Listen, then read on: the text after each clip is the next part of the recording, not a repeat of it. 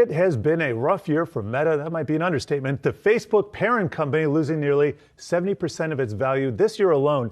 Yahoo Finance reporter Allie Garfinkle joins us now with more. Allie, what went wrong?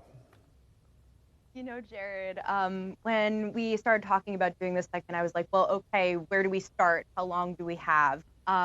It's been an incredibly difficult year for them. And it comes down to external forces and internal forces, which sounds simplistic, but hear me out for a second. You know, external forces, right?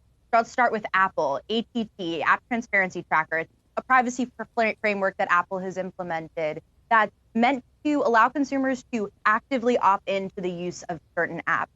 Meta has come out saying that they think this is going to cost them $10 billion this year.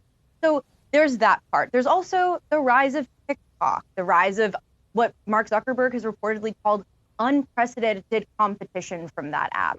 Now, it doesn't sound major, but you have to understand this is a huge problem for Meta. They have, for as long, remember, if Meta had a competitor, they acquired it. Instagram, WhatsApp, you name it. And, you know, it's important to also say that Meta has sort of been pivoting its platform to even, compete with TikTok in terms of video. Of course, that pivot hasn't exactly necessarily been well received. There was a controversy at some point this year where Kylie Jenner and Kim Kardashian sounded off saying they didn't like the pivot on Instagram. So, that's just the external side of things, right? It is indeed. They've been shifting their focus. Doesn't appear to be working out, though. What can you tell us? Yeah, there's a couple of things. Independently of how you feel about the metaverse, Dave, which we've talked about on this show a lot, they're trying to conduct a pivot at a really difficult time. They made the decision to pivot to the metaverse in a zero interest rate environment. That is a completely different situation than what we're into. Their metaverse pivot sort of ran headlong into the wall of the macro, is kind of how I would phrase it.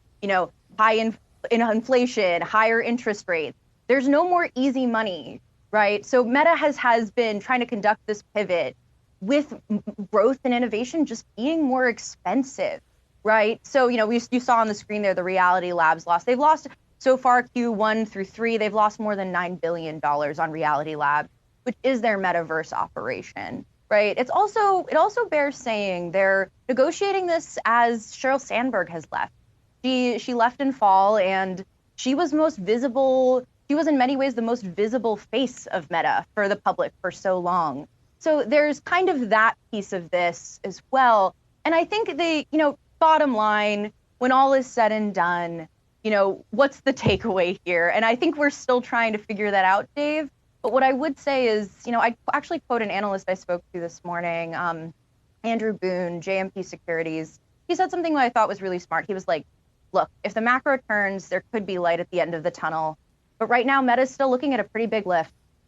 Yeah, that's an awfully long tunnel, and it may be of the new Coke variety, but naming it the metaverse, the name of your company, expecting everyone else to come into your name, may be short-sighted a little bit. Allie Garfinkle, nice to see you. Appreciate that.